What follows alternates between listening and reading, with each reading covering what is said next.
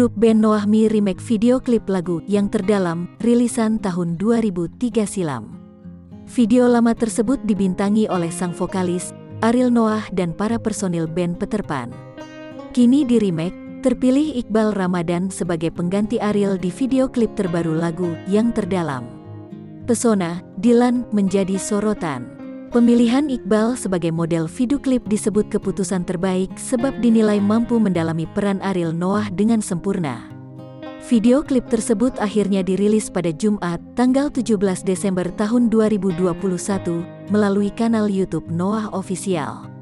Lokasi pengambilan video yang baru dilakukan di tempat yang masih sama dengan lokasi pengambilan video klip lama yakni Kota Jakarta. Klip ini adalah remake, dibuat ulang di lokasi yang sama, Jakarta, dengan jalan cerita yang sama persis dengan video klip pendahulunya. Diperankan oleh Iqbal Ramadan, Difki Khalif dan Reno Putirai.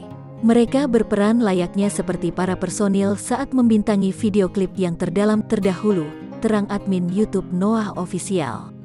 Lagu tersebut sejatinya memiliki makna yang mendalam, tiap bait menyiratkan makna tentang perasaan setia dari seseorang yang merasa kehilangan sosok yang ia cintai. Tersirat keadaan seseorang yang senantiasa masih teringat kasih cintanya yang selama ini ia jalani bersama pasangannya, namun kini semua hanyalah tinggal kenangan.